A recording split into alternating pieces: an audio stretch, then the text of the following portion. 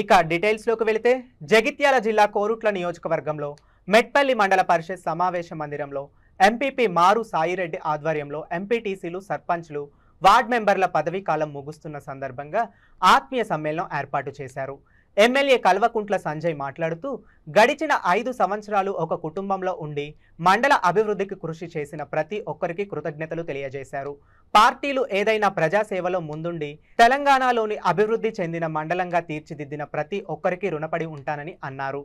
జిల్లాలో ఉన్న అన్ని మండల పరిషత్ కంటే ఉత్తమ మండల పరిషత్గా దినదినాభివృద్ధి చెందుతుందని, నియోజకవర్గంలోని అన్ని మండలాలు ఆదర్శంగా నిలుస్తుందని అన్నారు.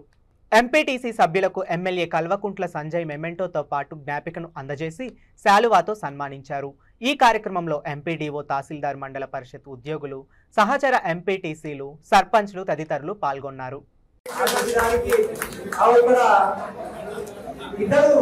భార్యాభర్తలిద్దరు కూడా ఆరోగ్యాన్ని అందించి వారు ప్రజా జీవితంలో అనేకమైనటువంటి విజయాలు సాధించాలని మహిళా శక్తి కోరుతూ శతమానం భవతి శతాయుక్తాద సిద్ధిరస్తు శతమానం భవతి శతాయుక్తేంద్రియ. మేడిపల్లి ఎంపీటీసీ గుండెలి నగేష్ గారు ఉపాధ్యాయుడిగా ఉండి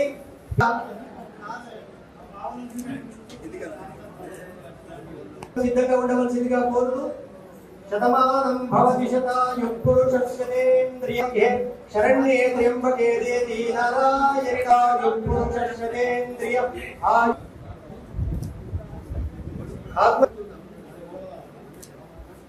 తర్వాత ప్రసాదించాలని చెప్పి, అదే విధంగా వారు రాజకీయంలో ఉన్నతమైనటువంటి స్థానానికి వెళ్ళాలని చెప్పి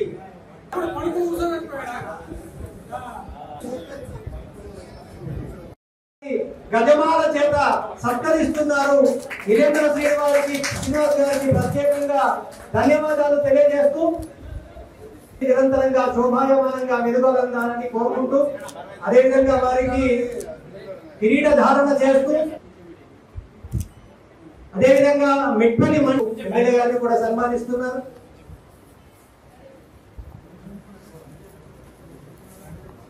ఒక్కరు వచ్చి అవసరం నాకు తర్వాత మనం చెప్తారు, సార్ వాడిని తాగించి కావాలని పంపించింది సార్ అని చెప్తారు. అది ఇవేం రాజకీయాలు నాకు అర్థం కాదు. మొన్న కూడా అంటే మొన్న నాకు తర్వాత తెలిసి చెప్పినవారు ఒక సభలో పోతే ఒకరు కావాలని లొల్లి చేసానికి ఒక జర్నలిస్ట్ వేసుకున్నాడంట.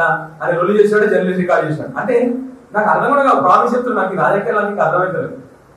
ఇట్లాంటి రాజకీయాలు అవసరం లేదు.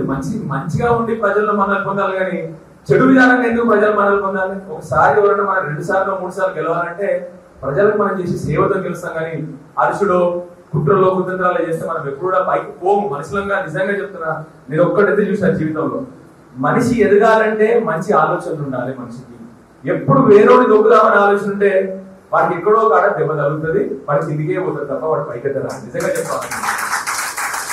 ఒక న్యూస్ పేపర్ ఆర్టికల్ వస్తే నేను ఎంఆర్ఓ గారికి ఫార్వర్డ్ చేసి మళ్ళీ ఎంఆర్ఓ గారికి ఫోన్ చేసినాను, ఏం సరే అని చెప్పేసి న్యూస్ పేపర్ ఆర్టికల్ ఏంటంటే 15 రోజులు అయింది ఏంటి మన కళ్యాణలక్ష్మి చెక్కులు వచ్చినాయి, ఎమ్మెల్యే గారు 15 రోజుల నుంచి ఇస్తలేరు, అసలు పట్టించుకునేది ఎమ్మెల్యే గారు అని చెప్పేసి వచ్చింది. ఎంఆర్ఓ గారికి ఫోన్ చేసి మరి నాకు డౌట్ ఉండే 15 రోజుల క్రితం వచ్చి మనకి రాలేదని చెప్పి ఎంఆర్ఓ గారు ఫోన్ చేస్తే, ఎంఆర్ఓ గారు లేదు సార్ 3 రోజుల ముందే వచ్చినాయి చెక్కులు. అన్నిటికంటే బాధాకరం ఏంటంటే ఆ ప్రెస్ మీట్ పెట్టిన వాళ్ళంట ఆయన ఫోన్ చేసిందంట. ఫోన్ చేస్తే వాళ్ళు చెప్పినట్ట అయ్యా 3 రోజులు అయిందని. వాళ్ళు మళ్ళీ వాళ్ళు చెప్పినట్టు కూడా ప్రెస్ మీట్ పెట్టి 15 రోజులు చెప్పినట్టే. అసలు ఎడిపోతుంది సమాజం అని చెప్పి మీరు ఆలోచన చేయండి. వాడు పాపం వాళ్ళు చెప్పింది కూడా వారిని అడిగిర్రు, ఇదంతా ఆర్డర్ కానీ వాళ్ళు వారిని అడిగితే కూడా వారు 3 రోజులు